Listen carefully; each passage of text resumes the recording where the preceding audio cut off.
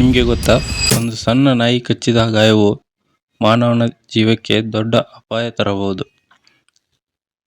ನಾಯಿ ಕಚ್ಚಿದ್ರೆ ಮಾನವನ ದೇಹಕ್ಕೆ ಏನಾಗುತ್ತದೆ, ಯಾವ ರೋಗ ಬರುತ್ತದೆ ಮತ್ತು ತಕ್ಷಣ ಏನು ಮಾಡಬೇಕು, ಹಾಗಾದರೆ ಏನಾಗ್ಬೋದು ಅಂತ ನೋಡೋಣ ಬನ್ನಿ.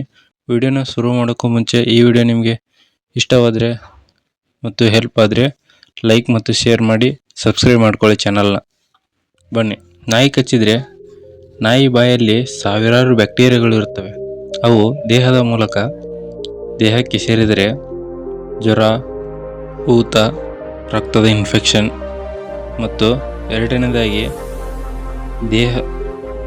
ದೈಹಿಕವಾಗಿ ತೀವ್ರ ನೋವು, ರಕ್ತಸ್ರಾವ, ಮಾಂಸಖಂಡಗಳು ಹರಿದು ಹೋಗಿ ಬ್ಯಾಕ್ಟೀರಿಯಾದಿಂದ ಇನ್ಫೆಕ್ಷನ್ ಆಗುತ್ತದೆ. ಮತ್ತು ಅತ್ಯಂತ ಅಪಾಯಕಾರಿಯಾದ ರೇಬಿಸ್ ರೋಗ ನಾಯಿ ಕಚ್ಚಿದಾಗ ಬರುತ್ತದೆ.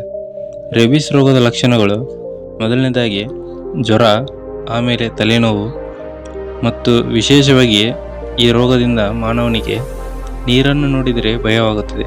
ಇದನ್ನು ಹೈಡ್ರೋಫೋಬಿಯಾ ಅಂತ ಕರೀತಾರೆ.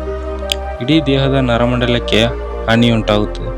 ಕೊನೆಗೆ ಈ ರೋಗದಿಂದ ಮರಣ ಸಂಭವಿಸುತ್ತದೆ. ಈ ಲಕ್ಷಣಗಳು ಬಂದ ನಂತರ ಈ ರೋಗಕ್ಕೆ ಯಾವುದೇ ರೀತಿ ಚಿಕಿತ್ಸೆ ಇಲ್ಲ. ಆದರೆ ಪರಿಹಾರ ಏನಂದರೆ, ನಾಯಿ ಕಚ್ಚಿದಾಗ ಅದನ್ನು ನಿರ್ಲಕ್ಷ್ಯ ಮಾಡದೆ ಏನು ಮಾಡಬೇಕಂತ ಹೇಳ್ತೀನಿ ಬನ್ನಿ. ಆದರೆ ನಾಯಿ ಕಚ್ಚಿದಾಗ ತಕ್ಷಣ ಏನು ಮಾಡಬೇಕಂದ್ರೆ, ತಕ್ಷಣ ಈ 5 ಕ್ರಮಗಳನ್ನು ನೀವು ಅನುಸರಿಸಬೇಕಾಗುತ್ತದೆ. ಗಾಯವನ್ನು 10 ರಿಂದ 15 ನಿಮಿಷಗಳಷ್ಟು ಸಾಬೂನಿನಿಂದ ಸ್ವಚ್ಛವಾಗಿ ತೊಳಿಬೇಕು ಮತ್ತು ಆಂಟಿಸೆಪ್ಟಿಕ್ ಅನ್ನು ಬಳಸಬೇಕು. ಮತ್ತು ಮೂರನೇದಾಗಿ ರಕ್ತಸ್ರಾವ ನಿಲ್ಲಿಸಬೇಕು. ತಕ್ಷಣ ಹತ್ತಿರದ ಆಸ್ಪತ್ರೆಗೆ ಹೋಗಿ ಚಿಕಿತ್ಸೆಯನ್ನು ಪಡೆಯಬೇಕು. ಮತ್ತು 5ನೇದು, ವೈದ್ಯರು ಹೇಳುವಂತೆ ರೇಬಿಸ್ ಇಂಜೆಕ್ಷನ್ ಅನ್ನು ತೆಗೆದುಕೊಳ್ಳಬೇಕು. ಆದರೆ ಎಷ್ಟೋ ಜನ ಮನೆಮದ್ದನ್ನು ಬಳಸಿ ನಿರ್ಲಕ್ಷ್ಯ ಮಾಡ್ತಾರೆ. ಮನೆಮದ್ದು ಈ ರೋಗಕ್ಕೆ ತುಂಬ ಅಪಾಯಕಾರಿ. ಯಾಕಂದರೆ ಇದು ನಿರ್ಲಕ್ಷಿಸುವಂಥ ರೋಗ ಅಲ್ಲ. ಒಂದು ವೇಳೆ ಇದು ಅಟ್ಯಾಕ್ ಆದರೆ ಆ ವ್ಯಕ್ತಿ ಮರಣಕ್ಕೆ ಈಡಾಗುತ್ತಾನೆ.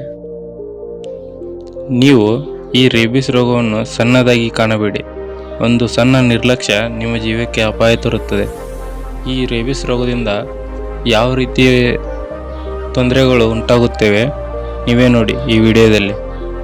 ಈ ಥರ ನಿಮಗೂ ಆಗಬಾರ್ದಂದ್ರೆ ನೀವು ಈ ಕೊಟ್ಟಿರುವ ಕ್ರಮಗಳನ್ನು ಸರಿಯಾಗಿ ಪಾಲಿಸಿ. ರೇಬಿಸ್ ರೋಗವನ್ನು ನಿರ್ಲಕ್ಷಿಸಬೇಡಿ. ಒಂದು ವೇಳೆ ರೇಬಿಸ್ ರೋಗ ಬಂದರೆ ಅವರಿಗೆ ಸಾವೇ ಗೆಡ್ತಿ. ಯಾಕಂದರೆ ಇದಕ್ಕೆ ಇನ್ನೂ ಯಾವುದೇ ರೀತಿಯ ಔಷಧಿಯನ್ನು ಕಂಡುಹಿಡಿದಿಲ್ಲ. ಈ ರೇಬಿಸ್ ರೋಗದಿಂದ ವರ್ಷಕ್ಕೆ ಸುಮಾರು 18,000ರಿಂದ 20,000 ಜನರು ಸಾವಿಗೀಡಾಗುತ್ತಿದ್ದಾರೆ. ಇದರಿಂದ ಎಷ್ಟೋ ಜನ ನಾಯಿ ಕಚ್ಚಿದೆ ಎಂದು ನಿರ್ಲಕ್ಷಿಸಿ ಅವ್ರಿಗೆ ಗೊತ್ತಿಲ್ಲದೆ ಸಾವಿಗೀಡಾಗಿದ್ದಾರೆ.